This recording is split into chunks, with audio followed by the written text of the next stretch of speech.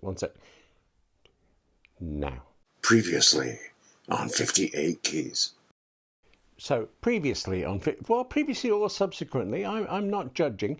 58 Keys has been concentrating on doing very specific episodes on what the best Macs, the best iPhones, and the best iPads are for you and I as writers, as writers on a budget, as writers who need to write.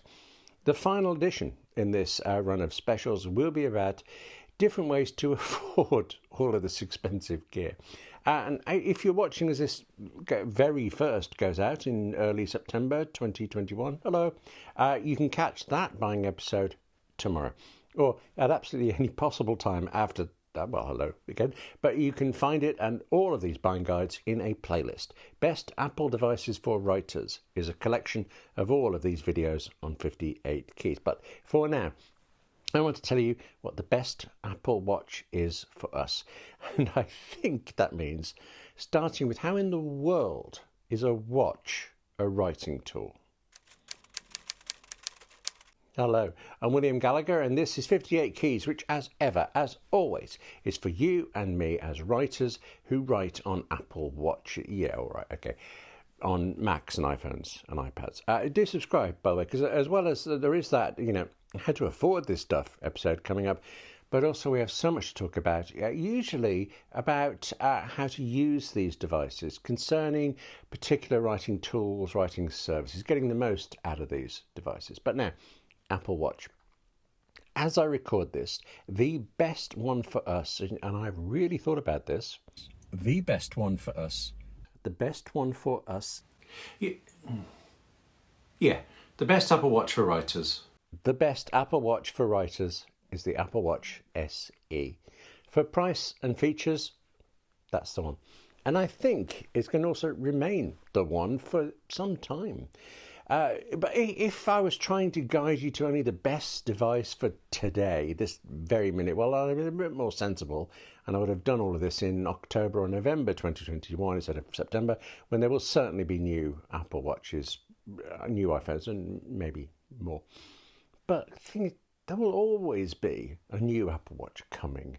And my real aim is to help you find the right device, watch, iPhone, Mac, whatever, whenever it is you buy. Even with the iPhone, actually, I am certain sure how to do that. With the Apple Watch, it is a bit more difficult. Difficult in two ways.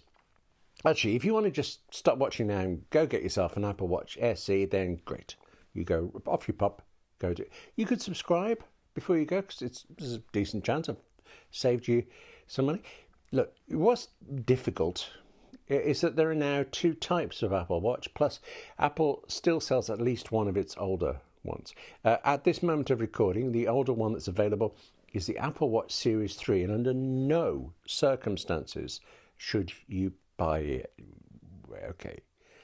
You get yourself a time machine, you go back to 2017 when Series 3 was the bee's knees, fine. I mean, I think you should warn the world about COVID while you're there. I think you should buy Apple stock, but you could buy a Series 3. Under no other circumstances, buy the Apple Watch Series 3.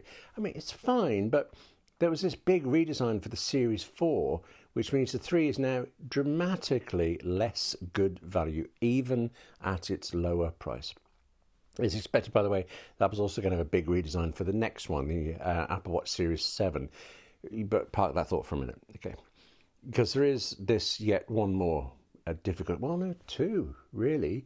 There's whether you buy a watch that has a cellular connection built in so that you can, just walk out of the house and leave your iPhone at home, but still make calls and use the internet. And then there's the type of metal that the watch is made. No, hang on. There's also the physical size of the watch, and I suppose there's a type of band to get and things. Okay, you are looking at me like if you had a watch now, you'd be sneaking a glance at it. How about this? Let me tell you why the Apple Watch is a writing tool, or it's a tool for writers, really. Then I will demolish all of the difficulties with a bit of brute force and possibly a little ignorance on my part. Look, you can write on an Apple Watch. You won't, but you can. You can scribble on it, as Apple says, and you can dictate. And actually, I have done that. I have dictated text into the watch. It was a dark and stormy night, full stop. Honestly, again, full stop. I should really move somewhere else, full stop. I use an app called Drafts 5, which I like very much, on iPhone and Mac as well. More often, I also dictate reminders into it. Siri, remind me to put the bins out when I get home. Okay, added. While I'm showing you that, by the way, this is the watch face I use when I'm writing for Apple Insider, or right now whenever I need 2 time zones to show. When I'm done with work, though, I tend to switch to this minimalist face. And actually, I'm trying to stop myself working around 6 or 7 weeknights, and to help me do that, I have a shortcut that automatically switches to that minimal face. That minimal face is my favourite, except when my favourite is this one, or this one with that's the logogram icon for time from the film Arrival. And yeah, sometimes I'll use this, the Siri face, which changes through the day to show you what you're most likely to want to know. All right, but then there's this, which comes on a lot of extra information I don't really need, but I quite like having it there. It's okay. And there are many, many others, in some of which make sounds. It's 6:21. Good evening. And can fortunately be shut up. But the real benefit in Apple Watch for us as writers is not what it gives us, it's what it takes away. It takes away distractions. So when someone texts or emails me, for example, I don't stop, get out my iPhone and check to see what the ping sound was. I just turn my wrist, see what it is, see whether I need to do anything about it, and then I'm right back to writing. I can, and I do, often dictate a text reply on the watch. I can phone someone back from it. And this is only getting better with every update too. From very soon now in 2021, Apple Watch will gain focus mode. This is the thing you will have to set up on your iPhone, iPad or Mac, and I promise you there's going to be a loving edition of 58 Keys all about this when it's out. But then when it is set up with the watch, you'll be able to tap one button and silence the world. One tap on your watch and the watch stops all of its bleeping, but so does your iPhone, so does your iPad, so does your Mac. One tap. It can be full on do not disturb with a tap, or do not disturb unless you're my editor, unless it's Saturday, unless I get a text instead of an email. All that's up to you. Fine-tuning focus mode, brilliant. It's going to be brilliant. Right now, Apple Watch is already great when you're walking somewhere or driving somewhere and you don't know the area and you end up staring at the map on your phone. Well, forget that. With the watch, you can stroll. You can look around you. You can take in the world. You can think about your writing, knowing the watch will tap you when it's time to turn left or it's time to turn right. Speaking of walking, there is also the health and activity series of features, the exercising, the workouts, the horror. It is true that you find yourself wanting the watch to tell you that you've done well today, and when it says you haven't. Look, given that we spend so much time sitting at a keyboard, the odd nudge to stand up for a minute, a nudge to get your backside moving, it is actually helpful. It does actually work. I don't know why it isn't actually irritating. Apple Watch is the first thing I put on in the morning, and it is the last thing I take off at night, except when I'm going to need a silent alarm. If I'm starting writing at 5 a.m, I don't want to disturb my wife, so I will set the watch alarm and wear it overnight. Come 5 a.m, it will tap me repeatedly on the wrist and not make a sound. It can make plenty of sound, but it's very easy to set it to just tap, tap, tap. I will have to then charge up the watch during the day, though. It's not that it takes long to charge an Apple Watch, but you really have to do it every day. I have gone nearly 2 days with it sometimes, but never deliberately. Anyway, taps for directions, text on your wrist, activity workouts. The Apple Watch SE that I am recommending does all of this.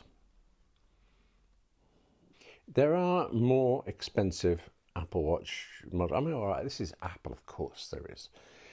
As I record this, the top of the range, if you like, is the Apple Watch Series 6, and it will surely be replaced by the Apple Watch Series 7 incredibly soon. And the Series 7 will be better than the Series 6, probably with more or maybe just more refined health features. It's said that it will have the redesign that I mentioned, and a redesign may make the screen bigger, but at the very least, you know it's going to make you want one. Nonetheless, for price and features, Apple Watch SE is likely to remain the best choice for us as writers. Let me give you two examples, though, of how the Series Watch is better than the SE. See what you think. See whether these seem useful to you. One is, actually it's invisible. If you are of a certain age, and I can't remember what it is, and I will not look it up because I could be very close and that would be very depressing. If you are over this certain age and you have a fall, the watch knows you have and it will phone emergency services to get you help. Isn't that just amazing? Your watch. The other example is literally more visible. It's an always-on display. Now, if you've not used an Apple Watch before, I know this sounds daft, but for years, the Apple Watch would be completely blank, would be completely off until you turned your wrist. And that was fine. I continue to use a watch like that now. But since the Apple Watch Series 5 in 2019, they have been on all the time. It is definitely handier. It's definitely something I want, but it turns out that it's not crucial and it doesn't appear to be something I need. Consequently, I think the Apple Watch is the sweet spot for writers. But then I don't care what metal the watch is made from. I don't really care about... I like Apple Watch bands. I've got a few of them. But I don't care about them. I don't obsess about them. And yet, whether or not you do obsess, whether or not you do care about the metal, there are a couple of things you need to know before you start to buy the right Apple Watch for you. The Apple Watch SE is made from aluminium. All of the others, the Series models, they can be bought in aluminium, and I do buy them in that. But they can also come in stainless steel, sometimes in ceramic, a couple of different things, quite a few options, really. Aluminium is always the cheapest. I do have friends who are aghast that I buy aluminium watches because aluminium scratches so easily. But then I get to be aghast in my turn because, as it happens, their more expensive watches are scratched to pieces and my cheaper aluminium one doesn't have a single mark on it. I wouldn't have said I was especially careful, but apparently I am. So I can afford to get the aluminium version, and actually in another sense, that's the only one I can afford to get. Steel, ceramic, they all cost more. And if you want or need them, well, they're available, except in the Apple Watch SE. What is the same with the SE and all watches is that there is this size of the device itself, plus the size and type of the band. The device size varies, but it is always that there is a small Apple Watch and there is a big Apple Watch. Buy the big one, always. I don't actually care how small your wrists are. The bigger watch is not that much bigger and it's fine for you. Plus the bigger watch, clearer, better, I think, display. I suggest actually that if you do have small wrists, when you buy it, you look for what's called a loop watch band. So rather than the kind of buckle and holes like mine, a loop is one that just sort of fastens around your wrist and stays to fit whatever size your wrist is. Apple actually includes a size guide for bands on its website, and it close to forces you to step through it when you go to order. So that's a helpful, good thing. And one more option. I did mention this before, but it's actually something that could be really significant to you. You can buy any Apple Watch as a cellular one or not. Just as with the iPad, it can be that your watch can connect to the internet without Wi-Fi, without tethering to your iPhone. Cellular Apple Watches cost from £40 or £50 or dollars more than the non-cellular ones. And you have to do this, you have to buy when you are buying the watch. It's not something you can add later. And then later you do have to then find a mobile phone company that will sell you a monthly data package for the watch. But probably the one you're already with for your phone does. Apple Watch SE costs from $279 or £269. Apple Watch Series 6, the current main one, if you like, starts at $399 or £379. The Series 7 is almost certain to be the same price, although that's never guaranteed. Still, pretty much the current series price is around $100 or £100 more than the SE. And the thing is, across all of these episodes about buying Apple devices, this is the only time when I'm a little bit hesitant about my recommendation. I am saying the cheaper Apple Watch, the SE, is best, and that is It's a mixture of the price and the features, but £100 or $100, it's £100 or it's $100. Only, as well as the extra health features that the series models have, as well as the really appealing always-on feature, the Series 6 and Series 7 are faster than the SE. So, I don't know. I am still sure that the best value for it overall is the SE, but I would really understand it if you went for the Apple Watch Series 7. Throughout this series of special 58 Keys episodes, I keep coming up with this thing where I've told you what I'm certain, or pretty certain, is the best device for you and me as writers, and then I've admitted it's not the one I've got. And it's the same now, same with the Apple Watch. I did not buy the Apple Watch SE that I'm recommending so strongly. I also didn't buy the Series 6 though. I was tempted. Instead, I have the Apple Watch Series 4. And the reason is that when I bought it, there wasn't an SE, there wasn't a Series 6, or there wasn't Series 5 either. When that 5 came out the year later and it introduced this always-on face, I did really want it. But I love this Series 4, and I still have no actual need to update it. One unsettling thing I've learned over doing these best Apple devices for writers episodes of 58 Keys is I have a lot of them already. I do not want to think what it would cost to go out and buy all of this stuff in one go. But then I don't have to. You don't have to. I've been getting these over very many years. And I hope that what I've been telling you with all of these special 58 Keys editions, the buying advice that I've been hoping to give you, I would like to think that it will apply whether you buy all of them today, some tomorrow, or over the next many years. And actually, that is a thought. I should have checked this. I think on average, my Macs last about 5 or 6 years of intensive use. Recently, I have updated my iPhone each year for a couple of years now, but before that, I think it was 4 years for the one before. Oh, and then my Apple Watch, the Series 4, it's from 2018, and like I say, I'm in no hurry to replace it. Apple gear is great. It's expensive, but it's great, and it lasts.